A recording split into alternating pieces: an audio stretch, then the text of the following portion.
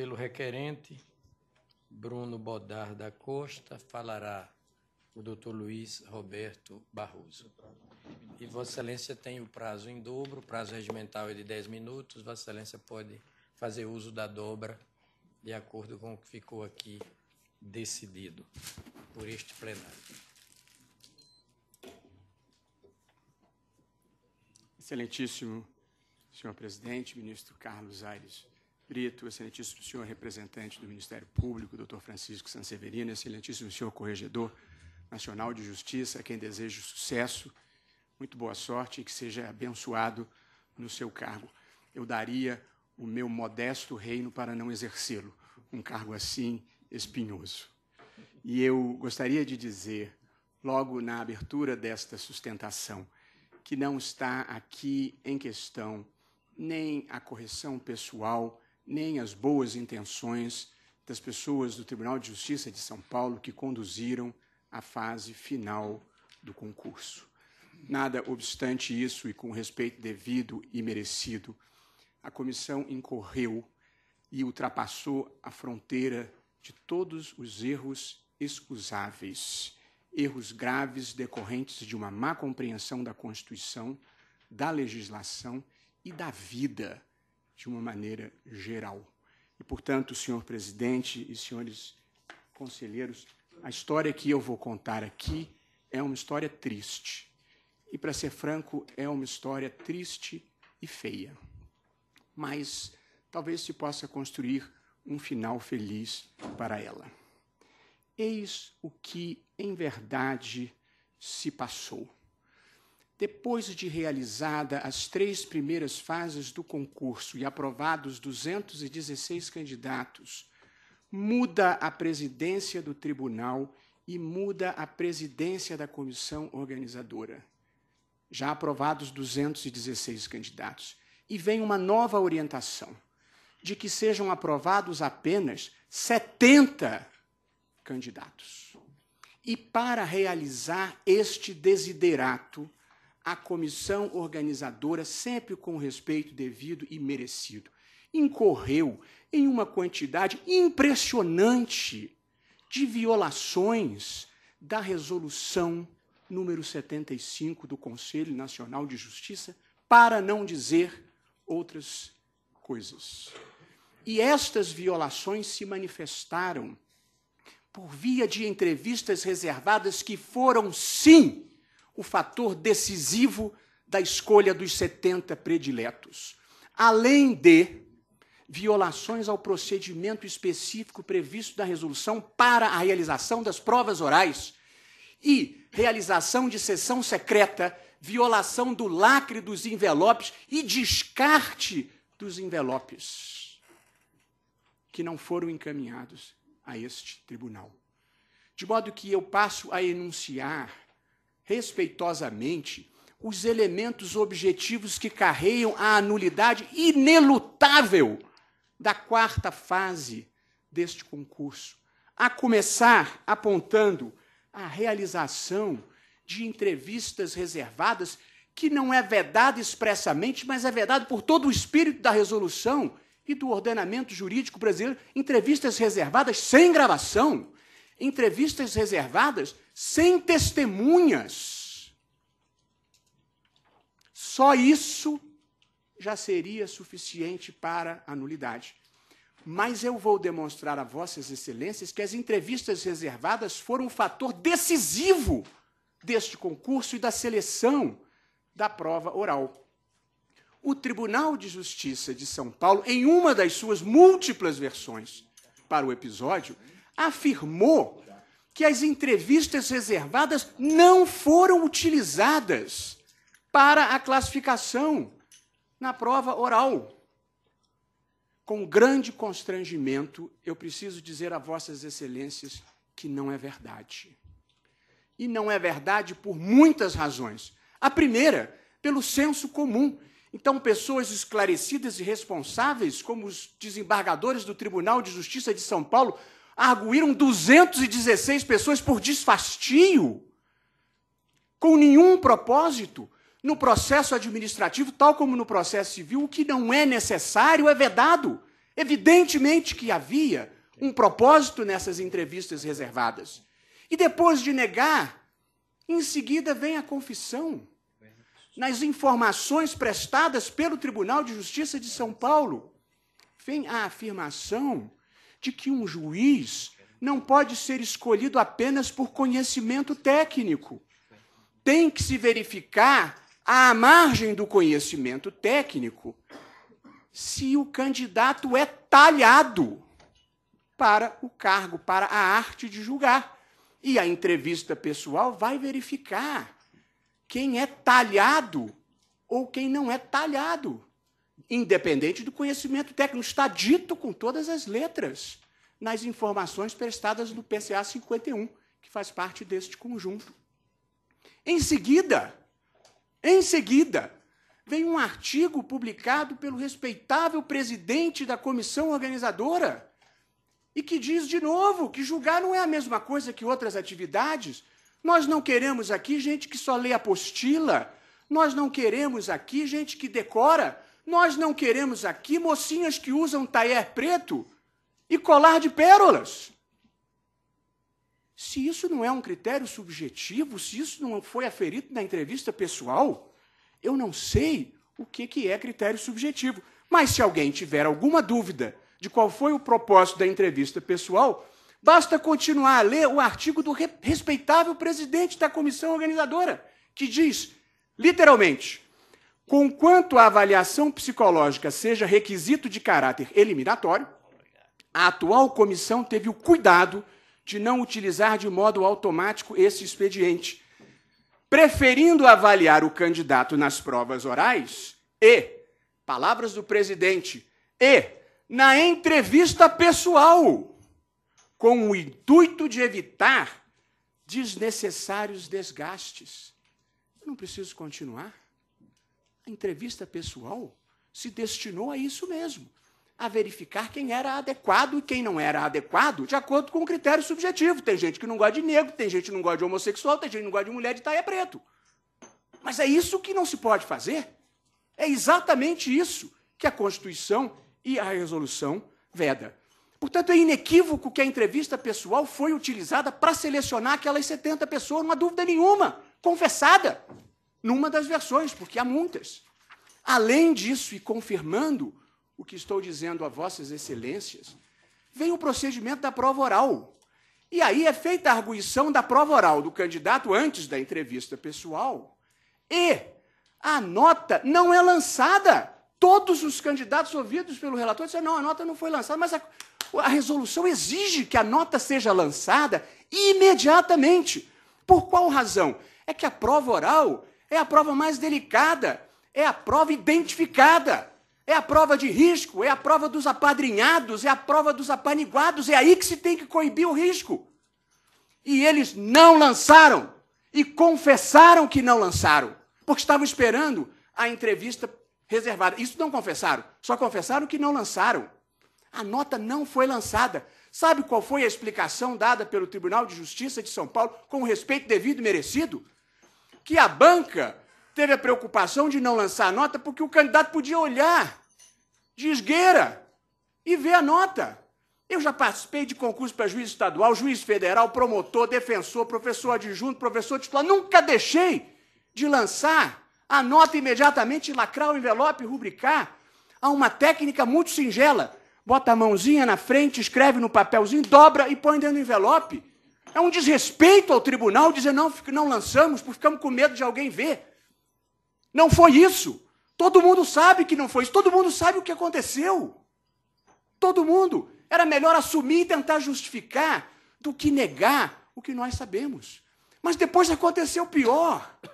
Como tinha que botar a entrevista reservada, e não era possível divulgar isso, fizeram uma sessão secreta. E aí abriram os envelopes. Violaram o lacre, ou nunca lacraram. Por que razão alguém lacra um envelope e rubrica, se depois ele pode ser aberto em sessão secreta? Não tem sentido algum. É um absurdo. Portanto, houve uma sessão secreta, onde se escolheram os tais 70. Aí o relator disse, Mas o envelope foi lacrado, então eu quero os envelopes. Qual foi a resposta do Tribunal de Justiça? Nós descartamos os envelopes. Nem centro acadêmico descarta envelope no meio do certame. O Tribunal de Justiça de São Paulo descartou os envelopes. E como diria o ministro Peluso, coisas que fogem da normalidade, quem tem que provar é quem não fez o normal. E, evidentemente, as coisas aqui se passaram de uma forma muito extravagante. Inequivocamente houve a entrevista reservada, inequivocamente ela foi decisiva, inequivocamente a nota não foi lançada, inequivocamente houve sessão secreta, inequivocamente os envelopes foram descartados. Essa é a história. Essa é a história real. Há alguns outros elementos subjetivos que a confirmam. É que o concurso vinha sendo conduzido pelo eminente desembargador José Renato Nalini, figura notável de jurista, de juiz e de pessoa humana com quem eu trabalhei com muita honra para a criação deste Conselho Nacional de Justiça em uma comissão do Ministério da Justiça. E o desembargador Nalini conduzia o concurso para preencher todas as vagas que havia. E ele pediu autorização ao Conselho Nacional de Justiça, depois do provão, para aprovar, não 300, mas 1.000, porque ele queria preencher todas as vagas. E foram autorizadas 600.